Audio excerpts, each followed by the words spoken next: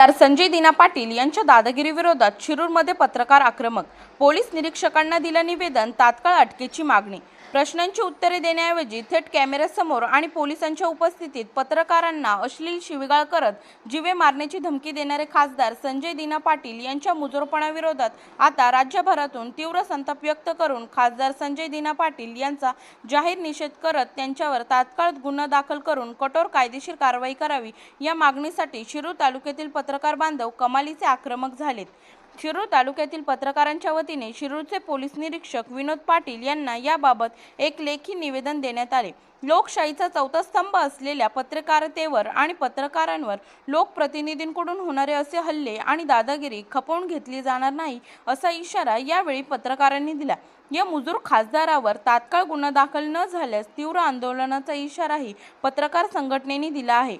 यावेळी शिरूर तालुक्यातील पत्रकार नितीन बारवकर, प्रवीण गायकवाड, अभिजित आंबेकर, मुकुंद ढोबळे, धर्मा मैड, भगवान श्री मंदिलकर, निलेश काळे, रुपाली खिल्लारे, सागर रोकडे, अविनाश घोगरे, सुदर्शन दरेकर, सुनील जिटे, अर्जुन शेळके, तेजस फडके, शैलेश जाधव, स्वप्नील काळे, किरण झांबरे, निलेश वाळूज, प्रितोष फुलडाळे आणि अमोल बोराडे यांच्यासह अनेक पत्रकार मोठ्या संख्येने उपस्थित होते। श्रावणी मुकुंद ढोबळे, 9 स्टार न्यूज, शिरूर। काल खासदार संजय दिना पाटील यांनी पत्रकारांनी काही प्रश्न त्यांना विचारल्याचा त्यांना राग आला आणि त्यांनी त्यांची भाषेची पातळी ओलांडली आणि पत्रकारांविषयी अत्यंत अश्लील शेरेबाजी म्हणा किंवा धमकीवाजा त्यांनी जे इशारे दिले त्याचा मी शिरूर शहरातील व तालुक्यातील सर्व पत्रकारांच्या वतीने निषेध करतो। अशा प्रकारची ही बदललेली भाषा ही खचितच भविष्यकाळातील राजकारण असो, समाजकारण असो किंवा प्रत्येक ठिकाणी ही अडचणीची ठरणार आहे।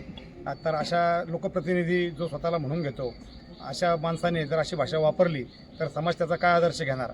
आज एक लोकप्रतिनिधीकडे लोकशिक्षक म्हणून पाहिलं जातं, परंतु तो लोकशिक्षक म्हणून मिरवणारा जर अशी भाषा वापरत असेल तर खाली त्याचं लोन पोचायला वेळ लागणार नाही।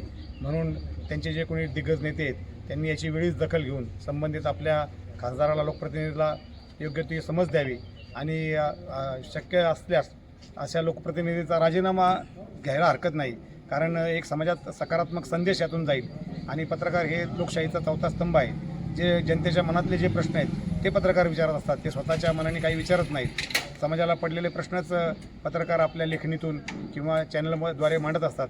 अशा प्रश्नांना उत्तर देणं लोकप्रतिनिधींना बंधनकारक आहे, परंतु ते उत्तरापासून पळवाट काढताना त्यांनी जी भाषा वापरली आणि अरेरावी केली त्याचा मी सर्व पत्रकारांच्या वतीने जाहीर निषेध करतो।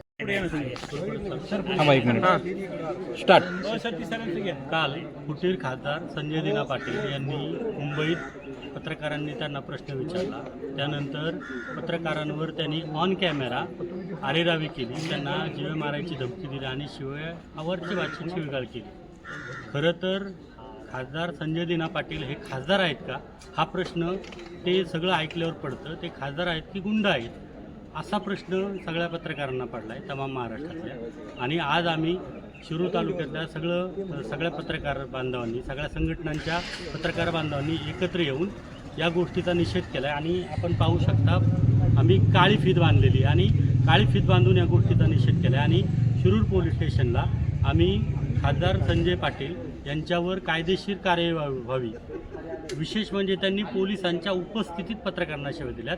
त्याच्यामुळं मुख्यमंत्री साहेब असतील, उपमुख्यमंत्री साहेब असतील यांना हात जोडून आमची सर्व पत्रकार बांधवांची विनंती आहे की साहेब या अशा मुजोर खासदारावर कडक आणि तुम्ही कोणताही मुलाइजा न ठेवता कारवाई करावी एवढीच विनंती। धन्यवाद। यांनी जे पत्रकारांना अरेरावीची आणि धमकीची भाषा केली त्याबद्दल त्याचा आम्ही जाहीर निषेध करतो शिरूर शहर व शिरूर तालुका पत्रकारांच्या वतीने। आणि ही भाषा एका खासदाराला न शोभणारी आहे। पत्रकार हे 24 तासापैकी अनेक तास आपली स्वतःचं घरदार सोडून काम करत असतात आणि त्यांना ही खालच्या पातळीची भाषा वापरणं म्हणजे एका खासदाराला शोभत नाही।